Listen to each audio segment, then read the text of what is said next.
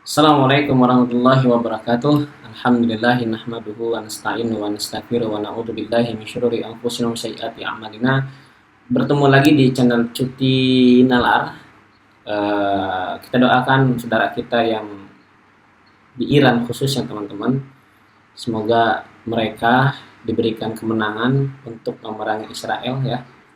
Semoga cepat negara kita lebih damai, itu lebih baik. Negara seluruh dunia ini lebih damai, itu lebih baik, karena sejatinya peperangan itu semuanya tidak diinginkan oleh siapapun.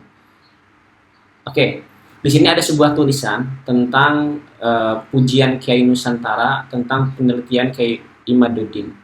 Beliau, kata Kiai ini, beliau Kiai Imad dengan kesibukannya yang luar biasa, tapi mampu di sela-sela waktunya mengarang lebih dari 20 kitab yang luar biasa. Jadi Kiai Imad ini dipuji oleh Kiai Nusantara karena kepakaran beliau dalam menulis 20 kitab. Bahkan ada sebenarnya lebih dari 20 ya. Jadi ada kitab yang terbaru itu kitabnya Sarah Jim Jawamul Jawame ya, kitab beliau. Kemudian yang terbaru lagi Al-Muktafi Sarah Nihayatul Jen Hasyiyah.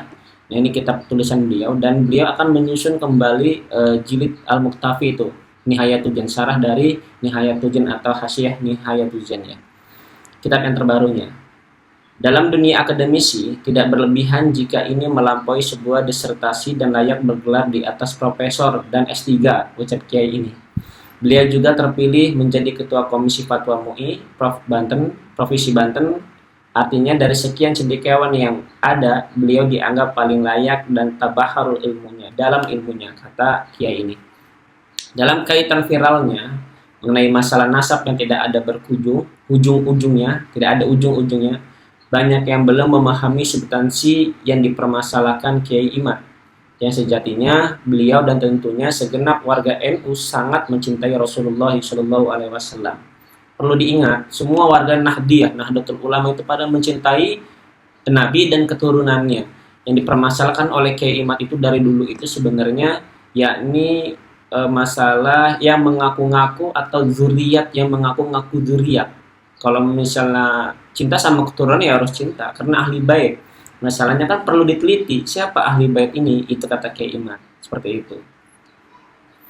Selanjutnya, ya sejatinya beliau dan tentunya segenap warga NU sangat mencintai Rasulullah. Beliau adalah penulis dan pemikir, penelaah kitab-kitab yang tentunya sudah menguasai betul disiplin ilmu yang sangat diperlukan seperti nahwu, sorof, balaghah, mantek, tarikh dan lain-lainnya.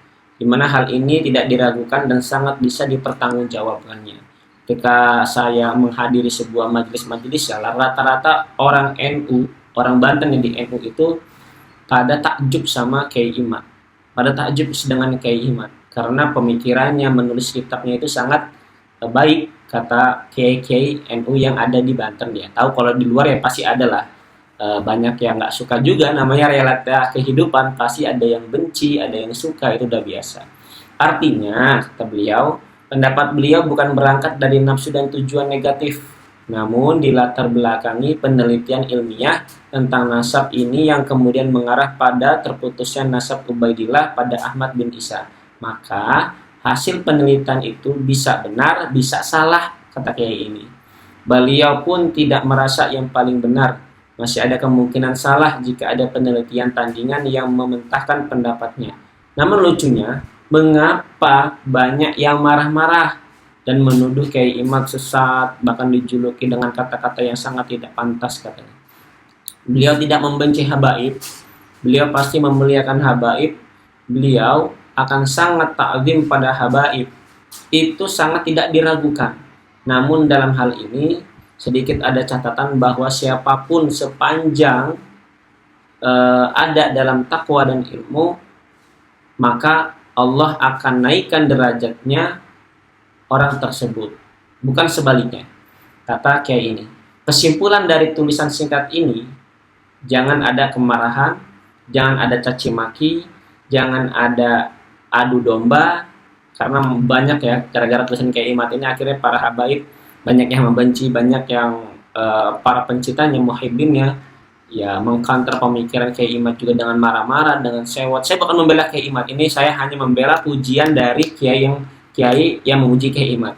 Selamatkan para habaib dan geria Rasulullah SAW dari orang-orang yang mengaku habib. Jika tidak setuju, buatlah penelitian ilmu yang otentik, kredibel, faktual yang memang menyatakan bahwa Ubaidillah adalah putra dari Ahmad bin Isa. Jangan kemudian mengarahkan hasil penelitian beliau ke arah yang lain.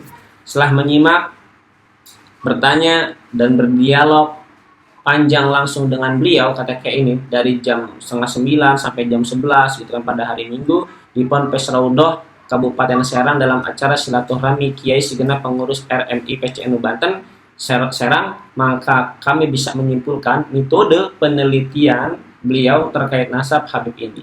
Yang pertama, metode penelitian Kiai Imaduddin terkait nasab Habib ini adalah kuantitatif tuh. Data dan menuju teori dan objeknya adalah kajian pustaka, teman-teman. Pustaka yang ditelaah adalah menggunakan redaksi bahasa Arab, dan untuk bisa memahaminya hanya yang sudah menguasai ilmu gramatika bahasa Arab. Yang terutama nahwu shorof, balaghah. Setidaknya harus hafal alfiyah lah gitu. Jawahirul Maknun, Uqudul Juman, dan kitab-kitab lainnya. Juga harus paham betul ilmu mantik, ilmu tarikh, dan disiplin ilmu lainnya. Artinya, penelitian ini levelnya sangat tinggi, ucap Kiai ini, yang hanya bisa dilakukan oleh orang-orang yang berilmu tinggi juga kan ya. Jika belum hafal alfiyah lalu seenaknya saja membantah, belum membantah, yaitu belum levelnya. Kamu belum bisa alfiyah lalu membantah kayak imat, itu belum levelnya, kata kayak ini. Atau belum mampu bisa baca kitab kuning, apalagi mengarang kitab dengan redaksi bahasa Arab yang sesuai dengan gramatikanya dan belum kelasnya. Namun tentu siapapun sependapat sepanjang argumentasi bisa dipertanggungjawabkan secara ilmiah. Hanya saja kualifikasi itu penting untuk menjadi tolak ukur keilmuan yang berpendapat. Yang kedua, penelitian beliau bukan hanya satu kitab, tapi semua kitab tarikh nasab yang ada. Artinya, teori yang beliau tetapkan berdasarkan data-data dari pustaka tersebut tidak sembarangan dan jelas sumbernya, bukan tuduhan, halusinasi, atau bahkan niat kebencian. Data dan kitab pustaka ontetik beliau baca seluruhnya, lalu dikomparasikan, dicocokkan, disesuaikan, lalu muncullah sebuah konkulasi nasab Ubaidillah yang terputus kepada Ahmad bin Isa, ucap Kiai ini. Maka sekedar saran, kata beliau, yang ingin membantah penelitian Kiai Imaduddin Utsman ini setidaknya harus memenuhi beberapa kriteria. Yang pertama, memahami dengan menyeluruh disiplin ilmu yang diperlukan seperti nahwu, shorof, balaghah, mantik, qawaidnya, dan lain-lainnya. Yang kedua, mampu membaca literatur Arab, kata Kiai ini, berbahasa Arab tentunya, bisa memahaminya dan jika mampu bisa menerjemahkannya. Yang ketiga, penelitian tandingan juga harus dengan objek yang sama, yaitu kajian pustaka. Mohon maaf jika ada kesalahan dalam tulisan ini. Wallahu a'lam. Kiai Abdul Hayy Nasuki. Oke, itulah tulisan Kiai Abdul Hayy Nasuki.